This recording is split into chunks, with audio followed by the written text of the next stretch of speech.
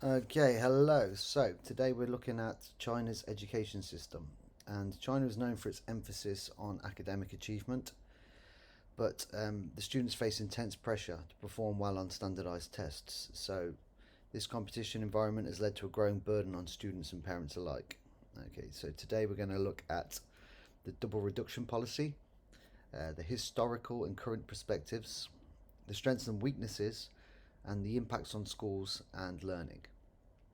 So first up, so China's education system. This aspect targets the reliance for profit private tutoring companies. Okay, these companies have become a booming industry in China, promising to improve students' test scores and chances of getting into prestigious schools. However, these services are often expensive, creating an unequal playing field for families with different financial service resources. So, the impact: the policy aims to make after school tutoring non profit and subject to stricter regulations. This could lead to a decrease in costs and a more standardised quality of tutoring. Additionally, the policy restricts academic subjects being taught in after school tutoring centres for primary and middle school students. This encourages a shift towards alternative activities that promote well rounded development. So, this is also about reducing homework burden. So, traditionally, Chinese students have faced a very homework heavy load, focusing on rote memorization and test preparation. This leaves little time for other activities like pursuing hobbies, socializing, or getting enough sleep. These factors can negatively impact students' mental health and overall well being. So, the policy measures. The double reduction policy outlines specific guidelines for homework amounts. These vary by grade level, with stricter limitations for younger students. The goal is to ensure homework is meaningful and can be completed within a reasonable time frame. So, what's expected is by reducing homework, students have more time for independent learning and exploration and activities that contribute to their holistic development. This could also allow teachers to focus more on engaging and interactive teaching methods in the classroom. So, the double reduction policy primarily focuses on students in primary and middle school. This is a crucial stage in their academic foundation and lays the groundwork for future studies. So, by addressing the pressure cooker environment at this stage, sorry, by addressing the pressure cooker environment at this stage, the policy aims to create a more sustainable and balanced learning experience for students throughout their educational journey.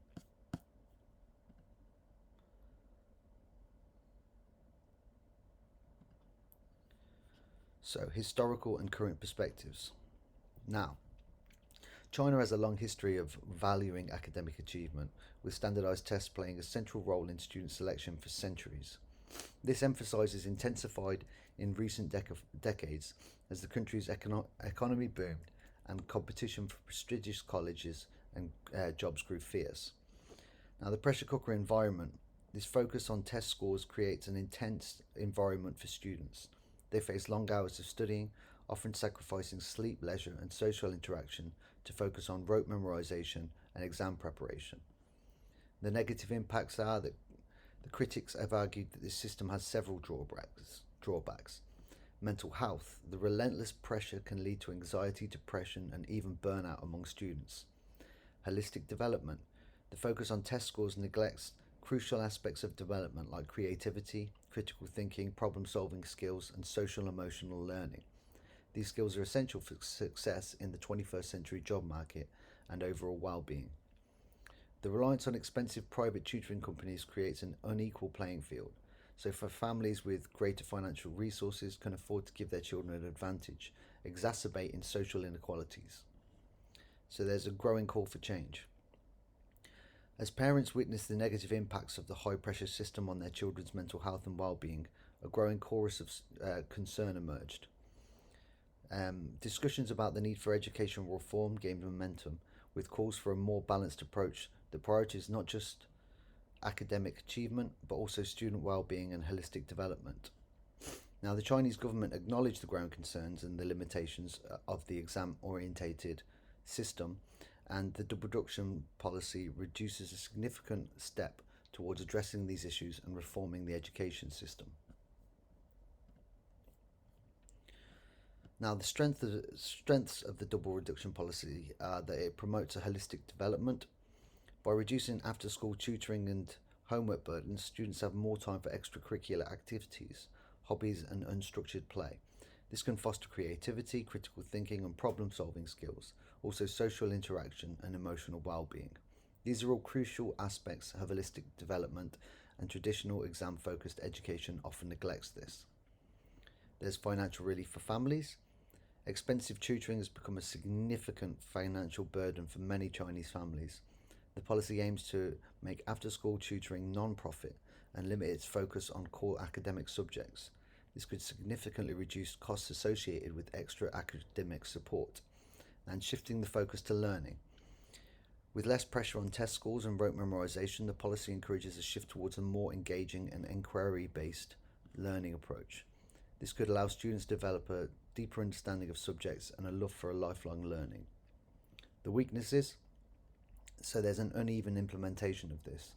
China is vast and diverse educational resources. There are concerns that the policy might be implemented unevenly across different regions and schools. Wealthier areas and prestigious institutions might have more resources to adapt effectively, potentially widening the educational gap. And the quality of alternatives. Reducing homework is a positive step, but the success of the policy hinges on the quality of alternative learning activities offered. Ensuring these activities are engaging, age appropriate, and contribute to meaningful learning requires careful planning and monitoring. The cultural shift is also a problem. The emphasis on this academic achievement is deeply ingrained in Chinese culture. Changing parental and societal attitudes towards education will be a long-term challenge. The policy's success might depend on effective communication and public engagement campaigns that emphasize the benefits of a more balanced approach. The impact of the double reduction policy on schools and teaching methods. There will be a shift towards active learning with less focus on rote memorization and test preparation. Teachers might adopt methods that encourage active participation, discussions, group projects, simulations, and problem solving activities. Promoting inquiry-based learning. The policy could have a way for inquiry-based learning where students are encouraged to ask questions, explore concepts, and discover knowledge on their own.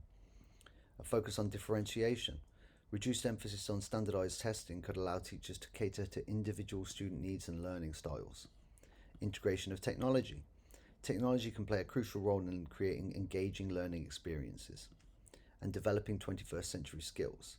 The policy could promote the development of essential 21st century skills like critical thinking, collaboration, communication, creativity, and problem solving. There are alternative after school programs that could be taken advantage of, like arts and culture programs, sports and physical education, STEM programs, life skills, workshops, community service opportunities. And there'd be an impact on learning outcomes.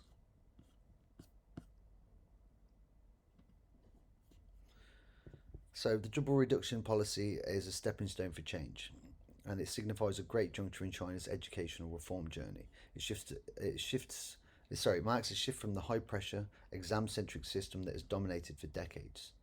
Now, the policy has a potential to transform China's educational landscape in several ways.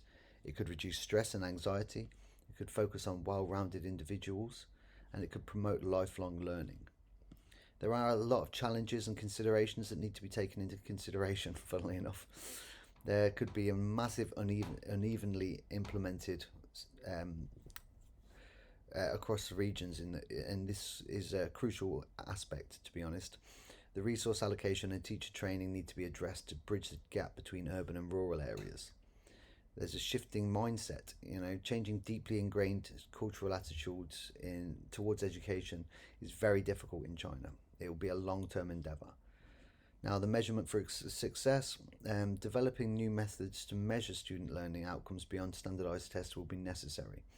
So a more holistic approach to evaluation that considers factors like creativity, critical thinking, and social emotional learning needs to be established. Okay. Now, looking ahead, the double reduction policy is a significant step in the right direction for China's educational system. It acknowledges the need for change and paves the way for a more balanced and student-centered learning environment. The success of this policy will depend on the collective effort of educators, parents, and policymakers to navigate the challenges, adapt teaching methods, and create a culture of continuous learning. The journey towards educational reform will require ongoing evaluation and adjustments, but the double reduction policy offers a promising vision for the future of education in China.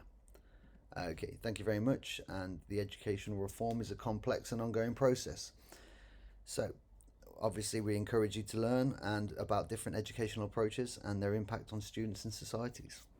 Thank you very much. Goodbye.